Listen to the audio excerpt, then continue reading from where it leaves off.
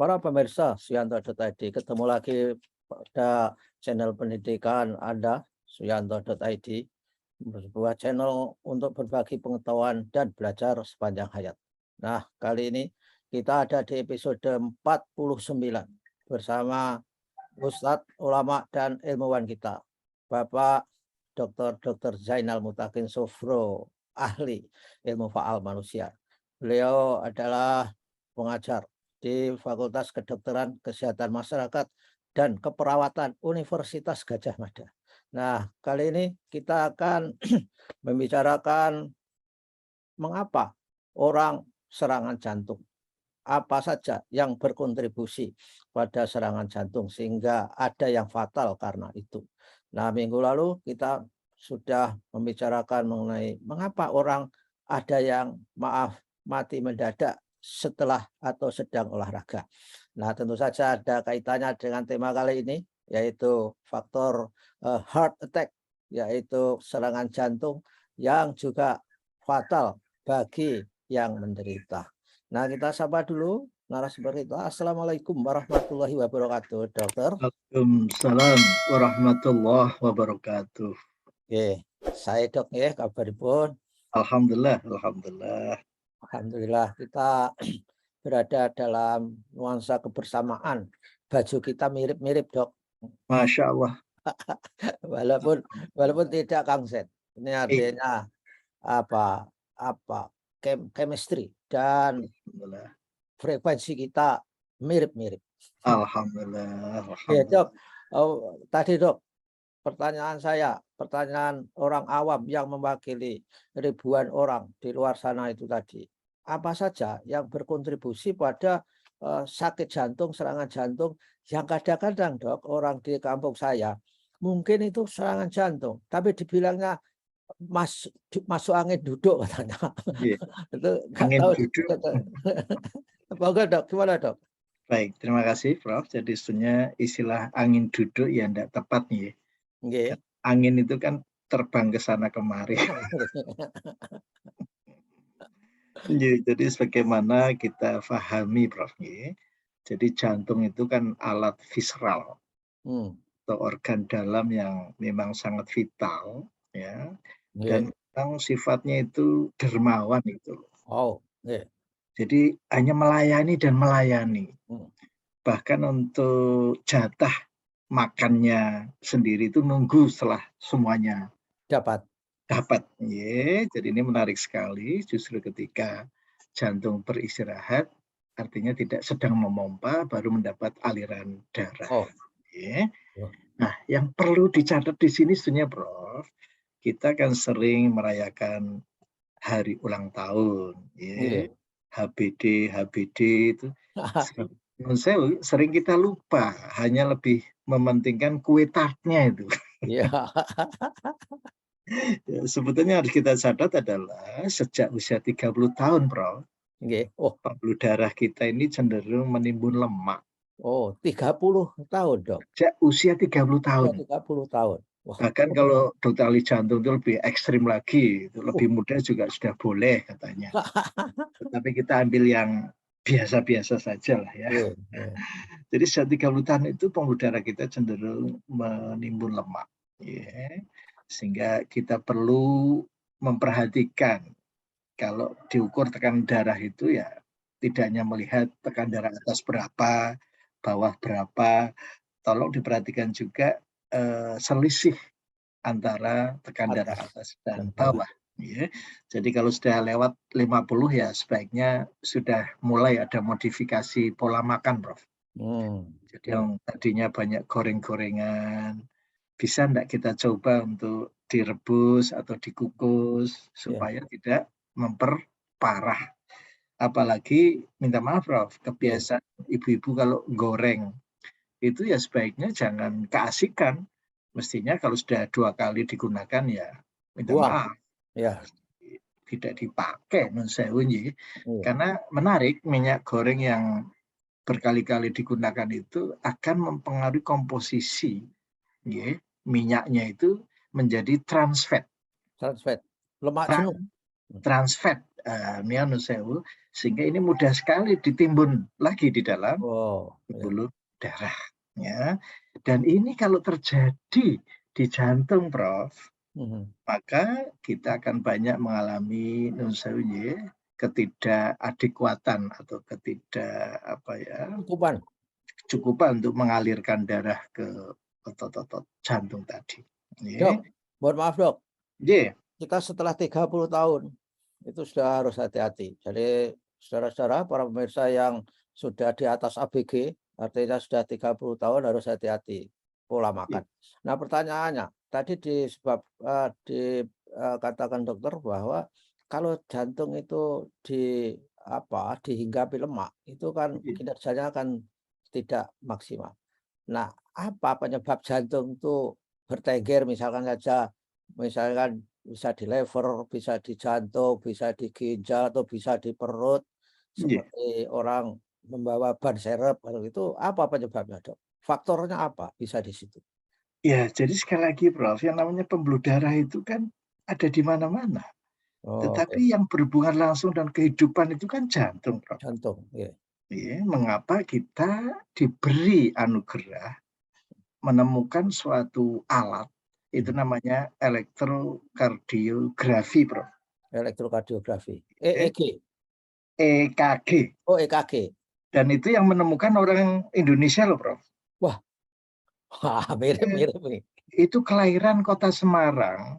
Orang tuanya itu adalah dokter wali kota Semarang. Sehingga ketika pindah ke Belanda, beliau melanjutkan studinya di bidang elektrofisiologi. Sehingga akhirnya menemukan alat rekam jantung tadi, Prof. Wah, EKG itu, namanya Eindhoven. Jadi pindah ke Belanda malah bisa memperoleh hadiah Nobel, Prof. Oh, Eindhoven. Nah, jadi dengan adanya EKG ini kita bisa melihat apakah di otot jantung itu ada sumbatan atau tidak. Tetapi yang menarik loh, Prof. Orang dalam keadaan istirahat itu sering tidak memperlihatkan adanya gangguan elektrisitas tadi. Sehingga kita perlu memberikan stres. Stres dulu. Jadi bisa dengan ergo cycle atau bisa dengan treadmill. Nah ini menarik, Prof. Kalau di Eropa itu lebih banyak menggunakan ergo cycle, Prof. Ada sisi positifnya, Dok, dibanding treadmill. Saya lebih hemat listrik, Prof. Itu bahan bakunya cuma soto sama bakso, Prof. Ngontel itu, asal gelem ngontel saja itu. Nah, selama ngontel itu kita pantau bagaimana elektrokardiogramnya. Jadi kita bisa melihat. Kenapa? Menarik, Prof. Heart attack itu tidak usah menunggu kemampuan maksimal, Prof. Ini menarik, Prof. Jadi tidak usah kita tes sampai maksimal terus mati, enggak. Justru dari beban yang ringan saja sudah kelihatan loh, ini insya Allah calonnya mati, kan begitu, Prof. Iya. Kalau tidak mengubah pola hidup. Persis. Terus ilmu itu kan tugasnya menjelaskan, dan meramalkan, mengendalikan. Lah itu kita namakan exercise stress test. Exercise stress test ya. Ya memang kita beri stres, Prof, dengan beban yang perlahan-lahan kita tingkatkan. Jadi Prof, itu ada sepeda yang namanya ergo cycle. Itu kalau sekali mengayuh itu 6 meter loh jaraknya, Prof. Sehingga tidak asal sepeda yang bisa kita gunakan untuk exercise stress test.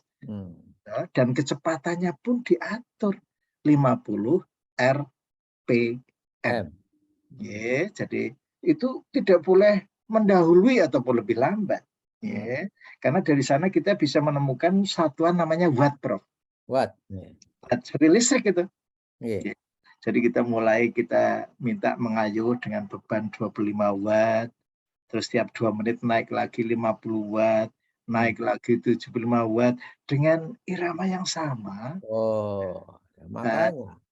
In Jadi the meantime, during ya, mengayuh, itu EKG-nya kita lihat terus, Bro. oh, oke.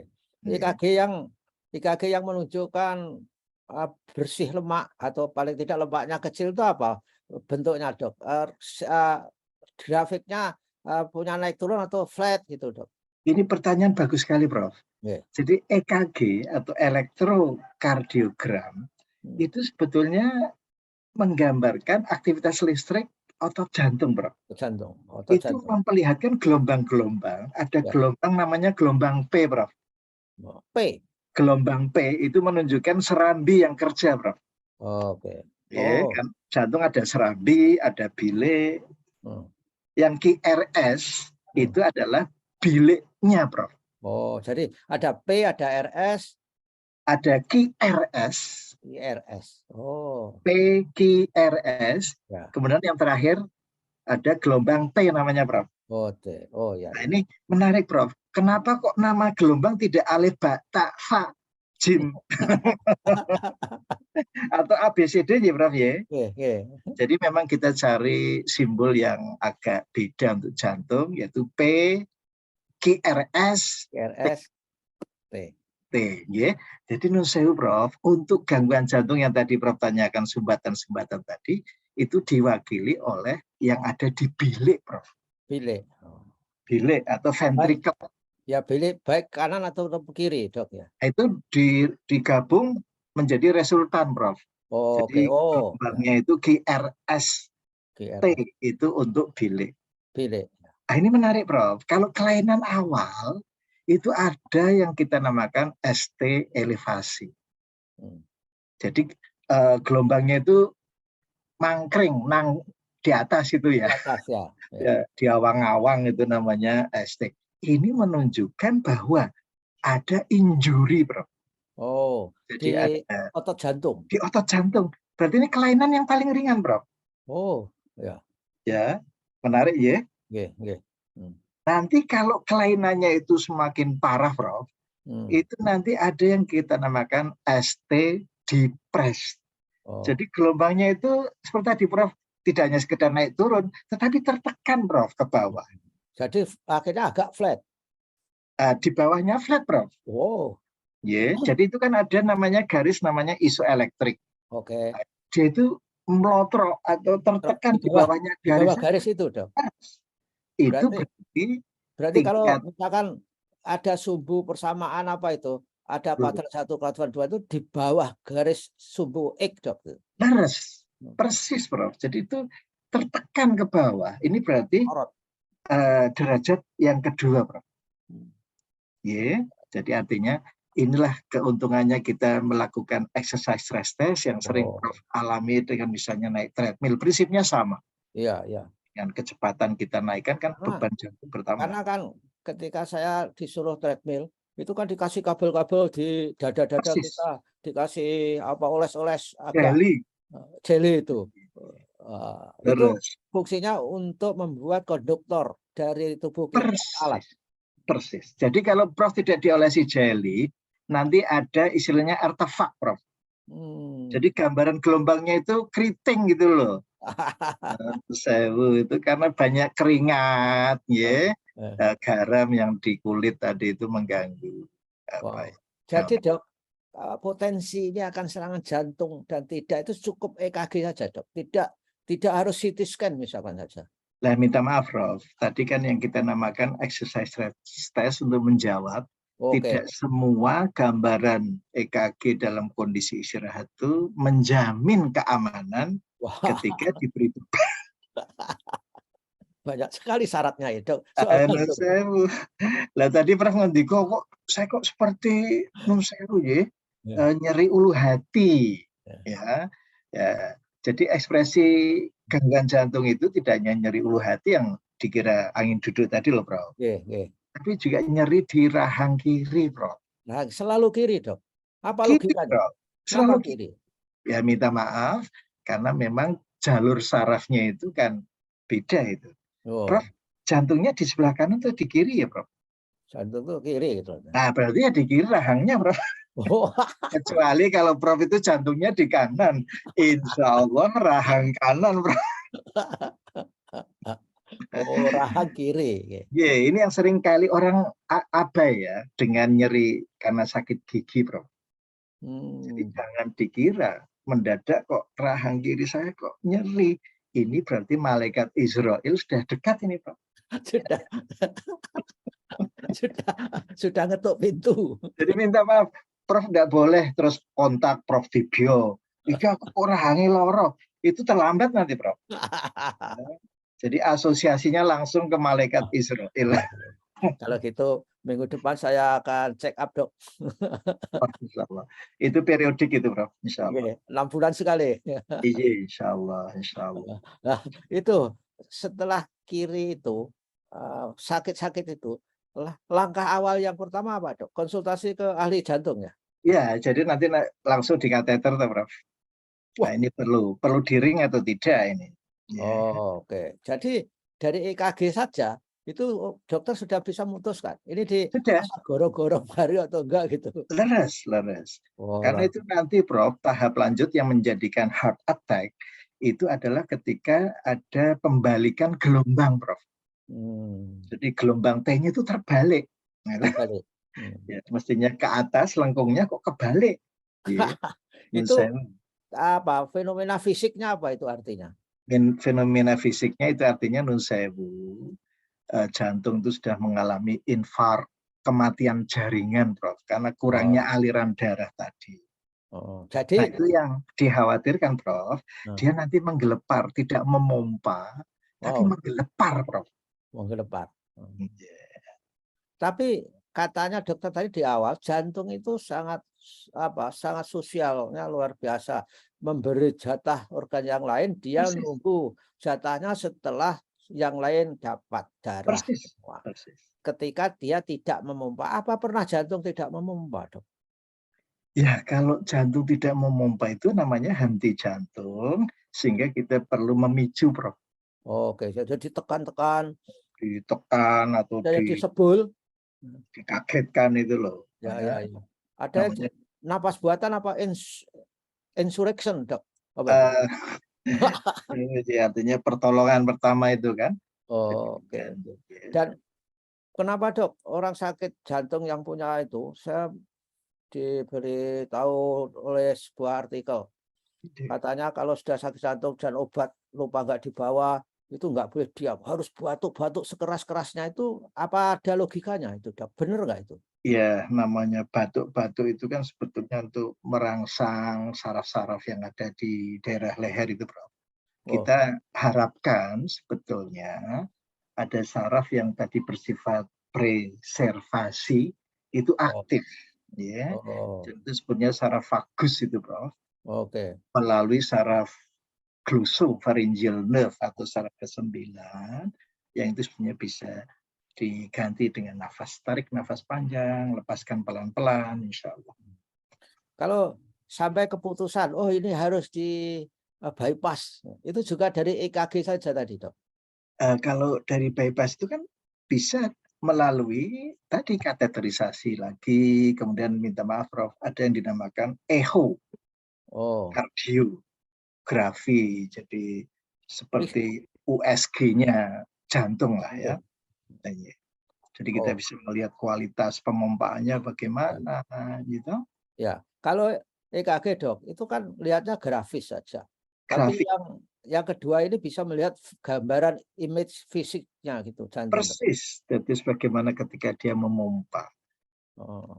Tetapi setidak-tidaknya, Prof, dengan ada EKG kita ini menyadari nih, jantung itu bisa memompa itu karena didahului oleh aktivitas listrik, Prof. Nah, kalau aktivitas listriknya saja sudah menunjukkan ketidakberesan, konsekuensinya akan mempengaruhi pemompaannya itu tadi, Prof. Ya. Oh, luar biasa. Baiklah, Dok. Ini merupakan tausiah yang sangat-sangat perlu diperhatikan oleh generasi muda yang memasuki usia 30 tahun. Harus hati-hati pola hidupnya dan Anda semua untung mendapatkan tausiah ini sedini mungkin. Saya tidak pernah mendapatkan ini ketika usia 30 tahun. Jadi, jadi para pemirsa yang usia 30 tahun harus bersyukur bisa mendapatkan informasi yang luar biasa dari Dr. Zainal Mutakin. Terima kasih Dok atas tausiahnya. Kita ketemu lagi minggu yang akan datang. Wassalamualaikum warahmatullahi wabarakatuh. Waalaikumsalam warahmatullahi wabarakatuh.